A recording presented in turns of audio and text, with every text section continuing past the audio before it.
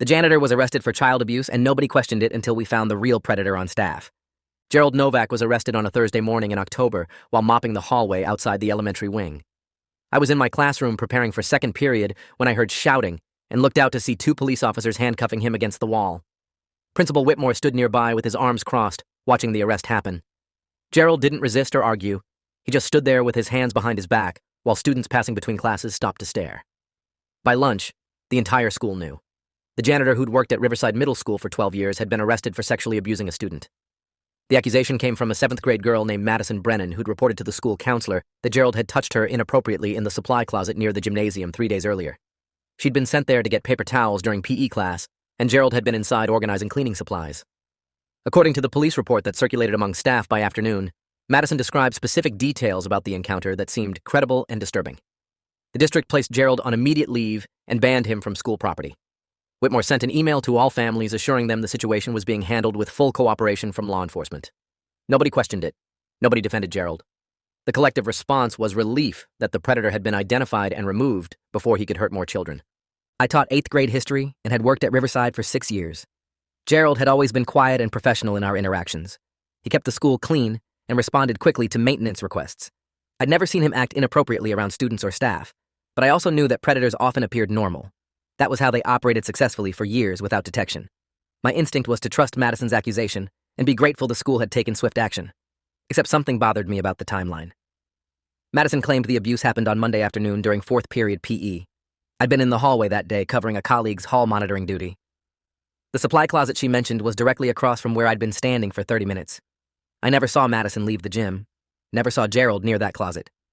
The hallway had been busy with students moving between classes, and I'd been paying attention specifically to monitor behavior. If Madison had gone to that supply closet during PE, I would have noticed. I didn't say anything immediately because I wasn't certain about my memory. Maybe she'd left the gym during a moment I'd been distracted. Maybe I'd been focused on different students and missed her. But the doubt nagged at me through the rest of the week. On Friday, I checked with the PE teacher, Coach Denise Hartwell, and asked if she'd sent any students for supplies on Monday. She looked confused and said no. Her classes that day had been playing basketball and she hadn't needed any extra equipment or supplies. I asked specifically about Madison Brennan. Denise said Madison had participated in the full class period without leaving the gym. She remembered because Madison had twisted her ankle during the game, and Denise had personally walked her to the nurse's office afterward. That meant Madison's story about being sent for paper towels was false. Either she'd confused the day, or she'd fabricated the errand entirely. I thought about going to Whitmore with this information, but hesitated. Madison was 13 years old reporting abuse. Questioning her credibility felt dangerous and wrong. Maybe she'd gotten the day confused. Trauma could affect memory. The important thing was that she'd reported abuse, and Gerald had been arrested based on evidence I didn't have access to. The police and school administration were handling it properly. My observations about the hallway didn't disprove abuse had occurred. It just meant the specific timeline Madison described didn't match what I'd witnessed. That discrepancy could be explained without invalidating her experience. So I stayed quiet through the weekend and tried to convince myself the system was working correctly. Except I kept thinking about Gerald's face during the arrest. He'd looked confused and defeated. Not guilty or panicked. Just resigned to something he didn't understand. Monday morning, the school counselor, Angela Pierce, called an emergency staff meeting before classes started. She'd been working with Madison and wanted to update us on proper procedures for handling student disclosures. Angela emphasized that we should believe victims when they reported abuse and avoid asking questions that might seem accusatory or skeptical. She said Madison had been very brave coming forward, and we needed to support her through this difficult time. Several teachers nodded in agreement. One asked if there had been other victims, and Angela said the investigation was ongoing, but we should report any concerning behavior we'd observed from Gerald over the years. That invitation to pile on with retroactive suspicions felt wrong to me. Suddenly, teachers were remembering moments that seemed innocent at the time, but now appeared sinister. Gerald had always been friendly with students. He'd joked with them in the hallways, helped them when they dropped things. Normal human interactions were being reinterpreted as grooming behavior because everyone wanted to believe they'd spotted warning signs they'd actually missed.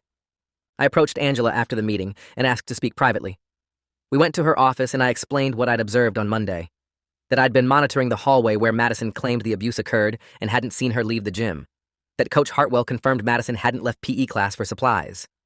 Angela listened carefully before saying trauma could cause memory confusion about specific details. The important thing was that Madison had disclosed abuse, and we needed to support her healing rather than scrutinizing her timeline. I said I understood that but felt obligated to mention what I'd witnessed since it contradicted her account. Angela looked uncomfortable and asked if I was suggesting Madison lied. I said I wasn't suggesting anything, just reporting facts about what I'd seen. She thanked me for bringing it forward and said she'd note my observations in her records. Then she reminded me that questioning a child's abuse disclosure could be extremely damaging, and I should be careful about discussing my doubts with other staff. I left Angela's office feeling dismissed and frustrated. My observations were factual. Madison had not left that gym during the time frame she'd described.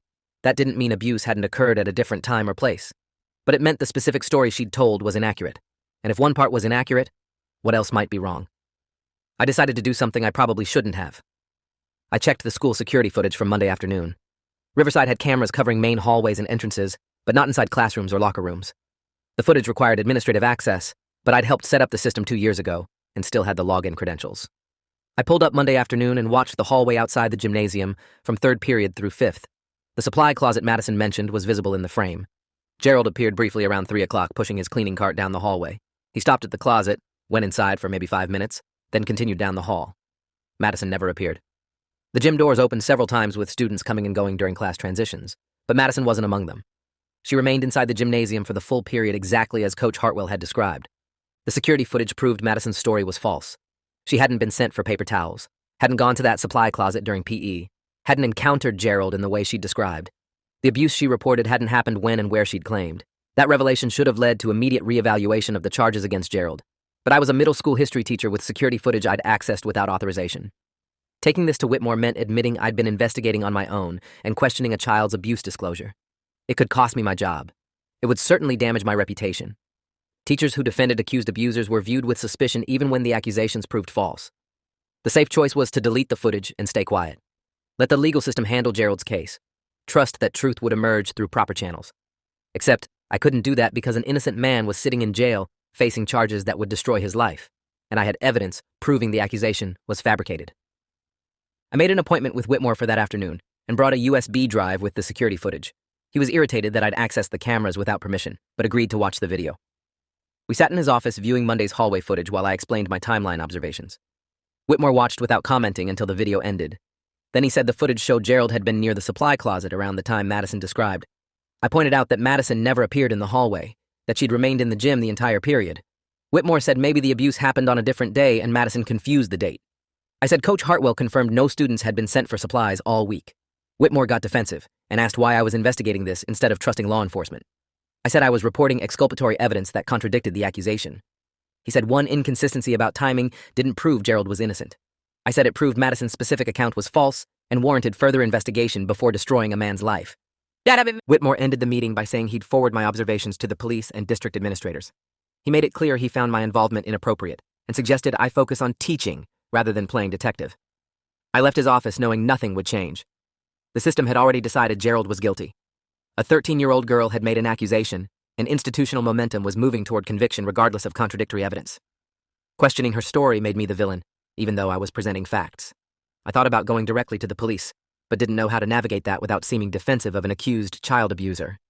I thought about contacting Gerald's attorney, but had no way to reach them. I was stuck with information that should matter, but that nobody wanted to hear. That evening, I got a call from another teacher at Riverside. Her name was Lorraine Voss, and she taught 6th grade English. She'd heard through staff gossip that I'd questioned Madison's timeline and wanted to talk. We met at a coffee shop away from school where she told me something that made my stomach drop. Lorraine had overheard a conversation between Madison and 2 other girls in the library 3 weeks before the accusation. They'd been talking about a television show that featured a storyline about false accusations, and one of the girls had said it would be easy to get someone fired by claiming they'd touched you. Madison had laughed and said the janitor was creepy and nobody would defend him. Lorraine hadn't thought much of it at the time. Middle school girls said provocative things for attention constantly, but after the arrest, she remembered that conversation, and it bothered her. Combined with my timeline observations, it suggested Madison might have fabricated the accusation deliberately. Lorraine said she hadn't reported what she'd overheard because it would make her seem unsupportive of an abuse victim, and she couldn't risk that professional stigma. I asked Lorraine why she was telling me now. She said because somebody needed to speak up, and she was too afraid to do it alone. If we both came forward with our observations, maybe administration would listen.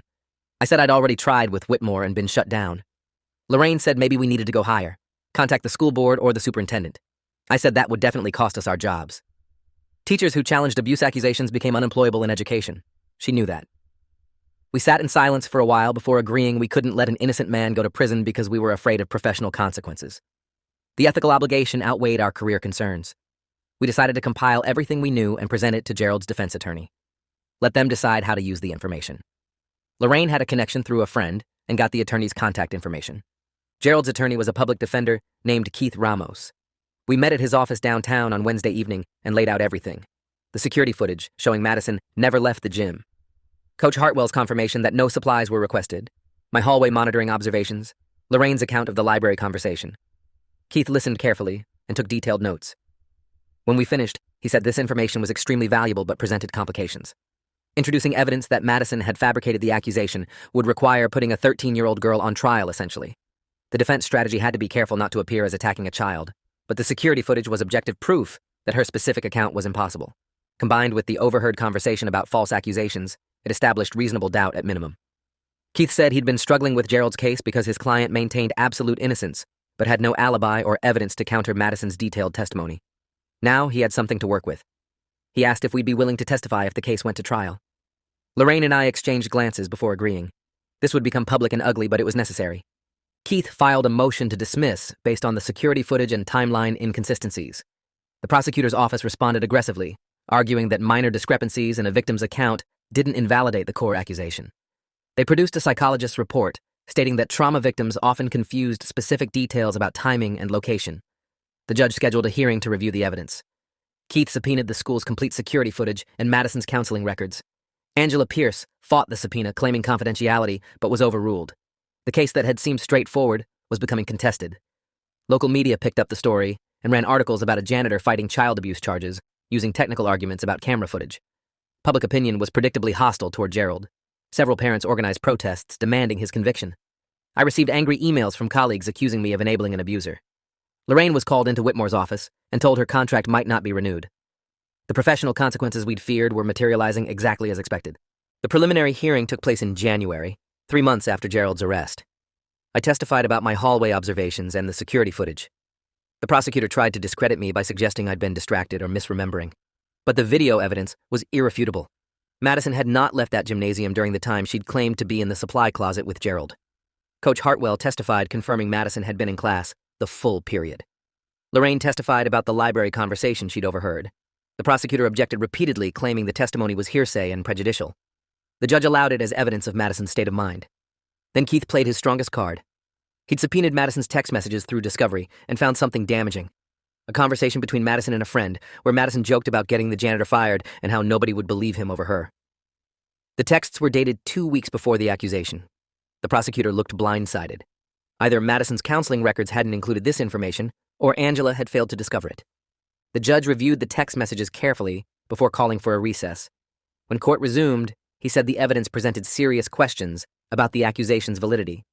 The security footage definitively proved Madison's account of the supply closet encounter was false. The overheard library conversation and text messages suggested premeditation of a false accusation. While trauma could cause memory confusion, this pattern indicated deliberate fabrication rather than honest misrecollection.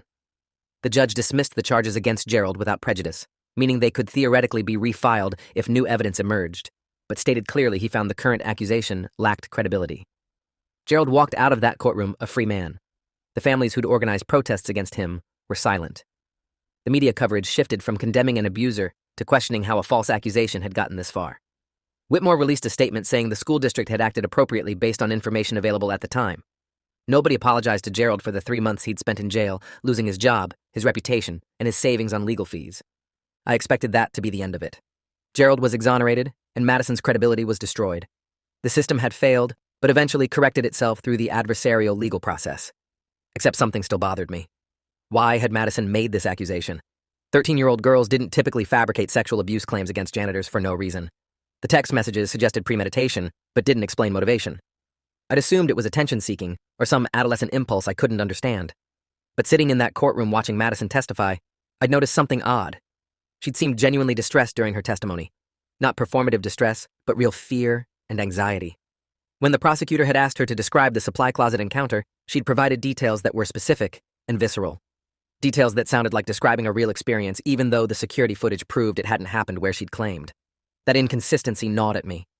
What if Madison had experienced abuse, but identified the wrong perpetrator?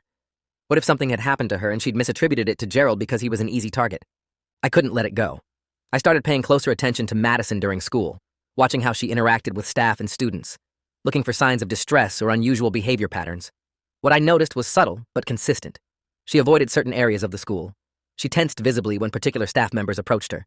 She'd developed a habit of keeping her back to walls and hallways and never being alone in empty spaces. These were trauma responses. Madison was afraid of something or someone. The question was who. I made a list of staff members whose presence seemed to trigger Madison's anxiety. There were 3. One was Vice Principal Lawrence Grayson, who handled discipline matters. One was Mr. Stephen Kellen, who taught 7th grade science. One was Coach Philip Warwick, who ran the after-school athletic programs. I didn't know any of them well personally. Grayson had a reputation for being strict but fair. Kellen was popular with students and known for making science engaging. Warwick was beloved for building championship sports teams and organizing summer camps. I needed to understand why Madison had falsely accused Gerald specifically. What made him the chosen target instead of the actual person who'd hurt her? I got my answer by accident on a Friday afternoon in February.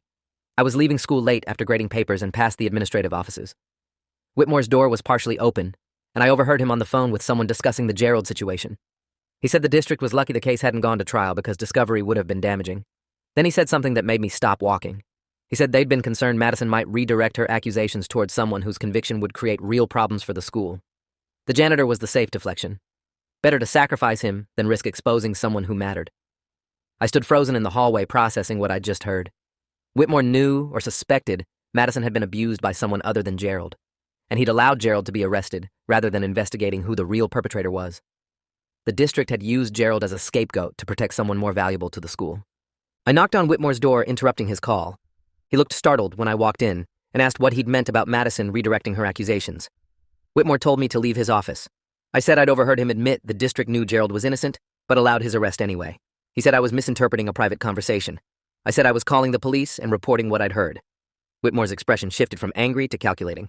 He closed his office door and said I needed to be very careful about what I did next, that there were things I didn't understand about how schools operated, that protecting one employee sometimes meant making difficult choices about others. I asked who they were protecting, who had actually abused Madison. Whitmore said he didn't know for certain and didn't want to know. Plausible deniability was important, but he'd been advised by the district's attorneys to let the Gerald situation resolve itself rather than pursuing investigations that might expose liability. I left Whitmore's office and went straight to my car, called Keith Ramos, and told him what I'd overheard. He said if Whitmore had knowingly allowed false charges against Gerald to proceed, that was criminal conspiracy and obstruction. If the district knew or suspected another staff member was abusing students and failed to investigate, that was criminal negligence at minimum. We needed to document everything and go to law enforcement immediately.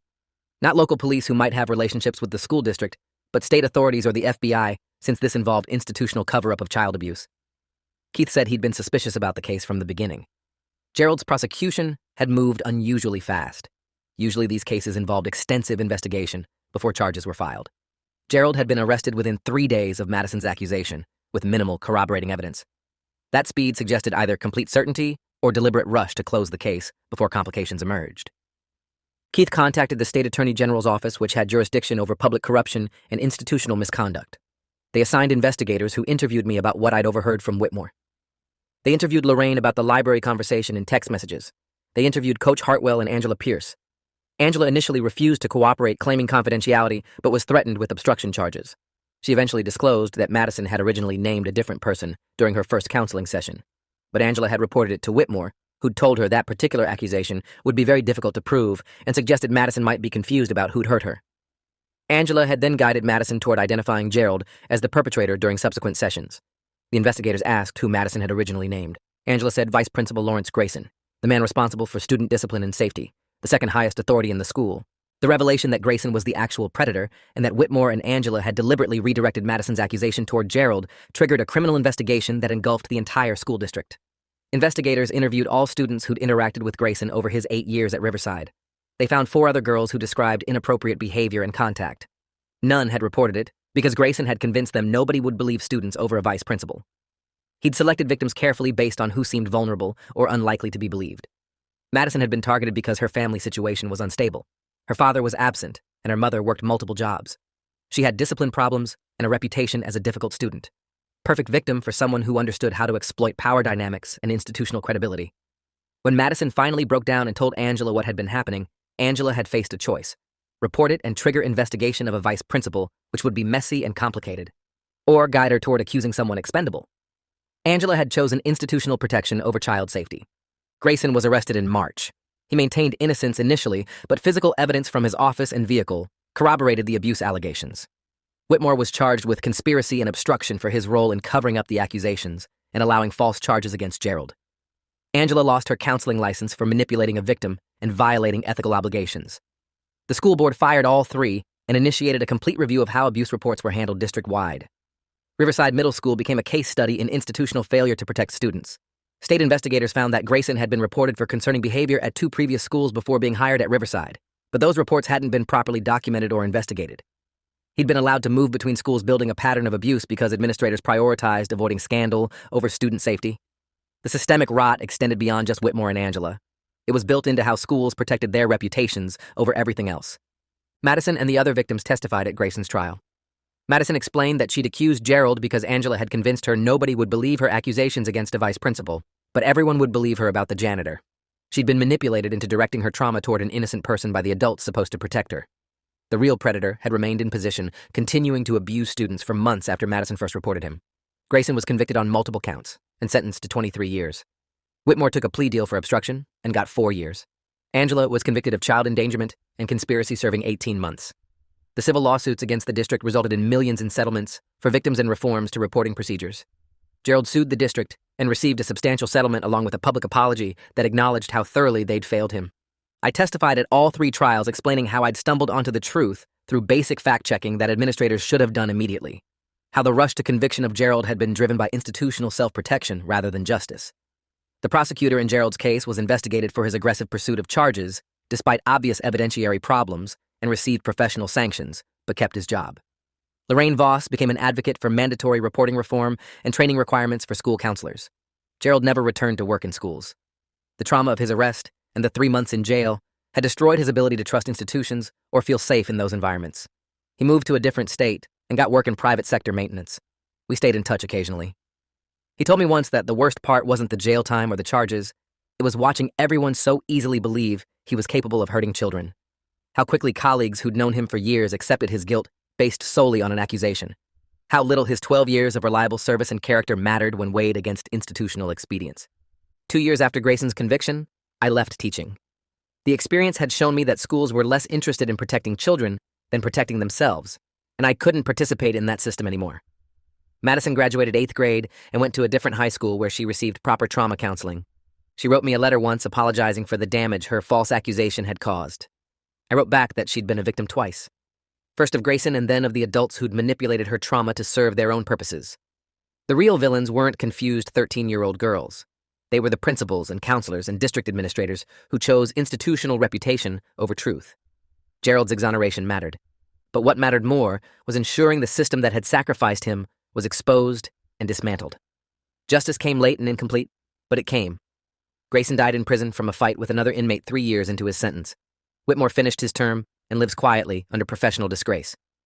Angela works retail now, her counseling career permanently ended. And somewhere Gerald mops floors in an office building, carrying the weight of everyone's willingness to believe the worst about someone who'd spent his life doing invisible work that kept their institutions functioning. Thanks for watching till the end.